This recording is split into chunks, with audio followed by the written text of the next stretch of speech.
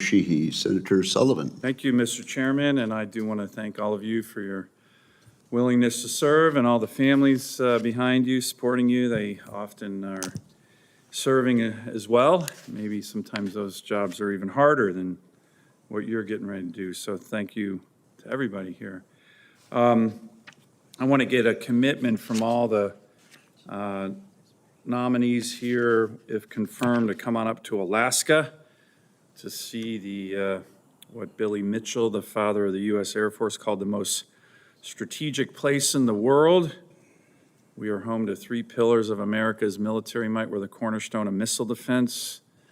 We are the hub of air combat power for the Arctic and Asia Pacific, with over 100 fifth-generation fighters in Alaska, and we are the platform for expeditionary forces like the 11th Airborne Division of the U.S. Army.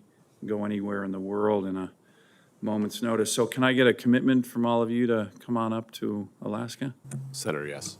Gladly. Absolutely. Yes. And it doesn't have to be in the summer when the salmon are running like right now. You can be in the winter when it's 40 below zero and you go to Fort Greely and see our missile defenses. Is that all right?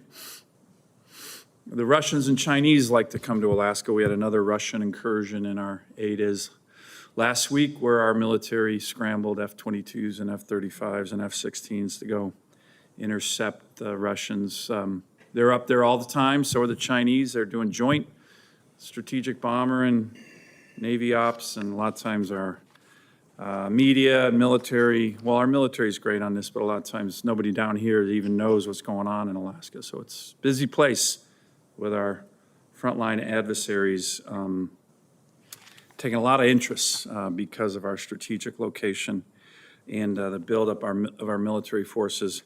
I wanted to switch to another topic. In Alaska, particularly with regard to the Army and the Air Force, but all our forces, we've had a spate of active duty suicides, particularly the Army.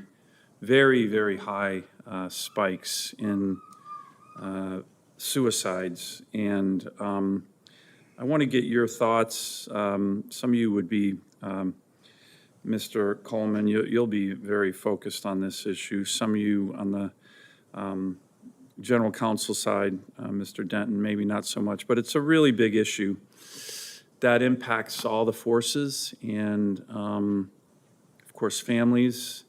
And I just want to get a sense from any of you, if you have thoughts on how to address that, how to focus it. My view has always been, you know, you get units that train hard, that know what their mission is. Those kind of challenges often subside, but there are other aspects to it. But it's a big deal, and I try to keep an eye on it, not just for Alaska troops, but all of our military troops. So maybe, Mr. Coleman, I can start with you if there's any thoughts, and others too, if you're thinking about this. Senator, thank you for the question. And suicide is a scourge for both active duty and veterans. It's been persistent, and we've had a hard time making headway. You know, the numbers over the past 10 years have unfortunately stayed pretty persistent.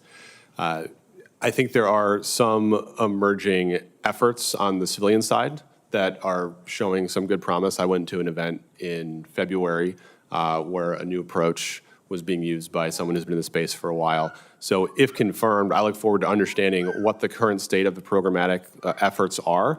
I know this committee has been committed to that through things like the Brandon Act and others, and then figure out what's working with groups like the VA and other nonprofits to see what we could augment the already existing work in. And I'll also emphasize, I think it's to your point, Senator, as well, meaning and purpose goes a long way. It does. And if we can infuse meaning and purpose in what all of our sailors and Marines and even civilians are doing, that's a first step. It's not the only step, but it's an important first step. Good. Any other thoughts on this topic?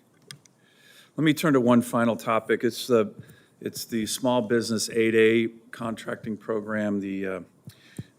We have companies in Alaska that have done a very good job on that, and the report cards they keep coming back are, for the DoD, it makes it more efficient, more lethal.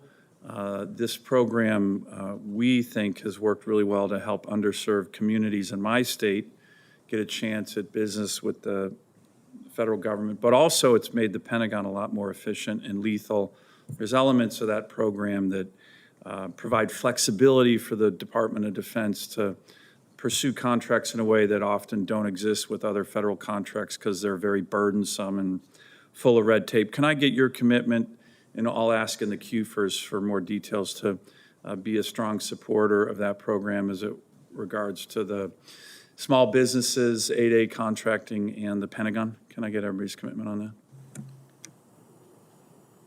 Go ahead, you need to say yes. Senator, yes. Yes, Senator. Yes. Yes, Senator. Yes, Senator. Great.